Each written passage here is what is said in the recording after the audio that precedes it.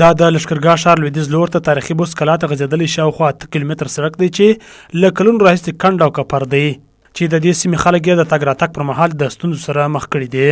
تازه د دې سیمې اوسیدونکو اکا او وراره په خپل شخصي لګښت د یاد سړک د جغل اچونې چارې پیل کړي دي. دوی وایي چې خلک پر دې سړک د تګ راتګ پر مهال له سختو ستونزو سره مخ وو، نو په دې خاطر دوی اړ سول چې په خپل شخصي لګښت د یاد سړک د جغل اچونې چارې پیل کړي. دا دوی په خبره د دې سړک د جغل اچونې پر چارو شاوخوا 1 میلیون افغانۍ لګښت راځي. کار خو شروع دی، اوس هم جریان لري او دغه برخې چې وې دغه کډیان و ډېر، خو نو د یو مخ کډی و، داسې ځای به نه و پاته، داسې کم ځای به پاته و چې هغه به ثابت و، نور ټول کډیان وه. نو دا کډیان مو ورته برابر کړله ټوله، او بل جغلکاري بیا پسې روانه ده، دا اوس هم فعلا جریان لري او لګښت یې تقریبا تر 1 میلیون افغانۍ پورې شاید ورسېږي دا لګښت یې.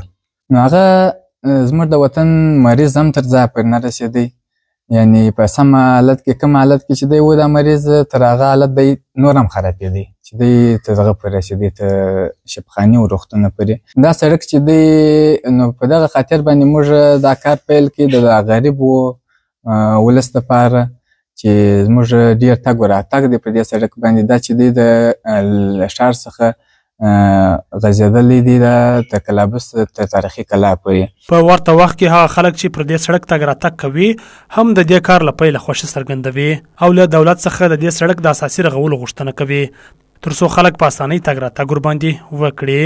ورور موږ ډېر خوشحاله ځکه چې دا لاره پخوا تر بازاره پورې زه روزمره ځم، تر بازاره 15 دقیقې لاره وه او د 11 کیلومتره یا تقریبا 11 کیلومتره بعد نه ده، نو اوس تقریبا 1 پاو ته راغلی دی، سم نیمه کمه سوې ده، موټر عوارض نه کوي. پخوا زما موټر تیل پر 12 کیلومتره یې خوړل، اوس پر 14 یا پر 15 خوري. نو هم اقتصاد ته ګټه ده، موټر ته وسایل ته ګټه ده، هم خلک اوس ځي ورځي ویني. نو پخوا ډېر خراب، اوس سمه ده لاره، خدای دې وزنو ته ورکړي. 100% په دې کې موږ خوشحالي ولې د مخه دا رقم د سړک باندې موږ نه تللی سو، نو موټر مو عوارض کوي، هر ګاډي خرابېدی. اوس خو 100% په دې موږ مطمئن چې دا سړک سم سو او موږ ته ډېره ګټه ورسېدله.